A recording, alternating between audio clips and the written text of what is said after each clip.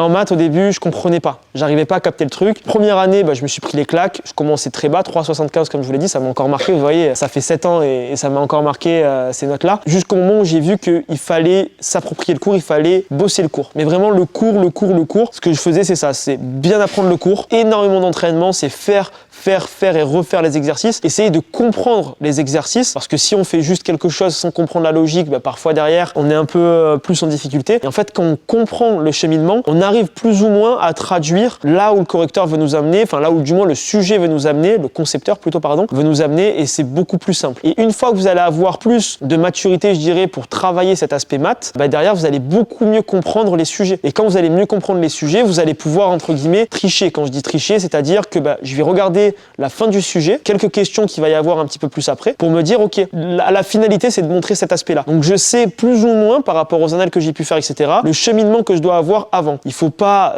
se dire, il faut que je connaisse tout sur tout, il faut que je réussisse tout sur tout. Non, les maths, si vous avez 50 à 70% des sujets justes, vous allez avoir des notes de folie. Et moi, mon conseil ultime en maths, c'est vraiment de travailler sur vos erreurs. Ok, concrètement, là, j'ai pas réussi cette question-là. Pourquoi? Est-ce que je connaissais pas mon cours? Est-ce que parce que j'ai fait une erreur de calcul? Et en fait, quel est finalement le degré de difficulté que j'ai rencontré à ce moment-là? Et vraiment arriver au concours avec des bases en maths qui est le plus solide possible. Et après, voilà, ça va le faire, quoi. Faut pas être stressé.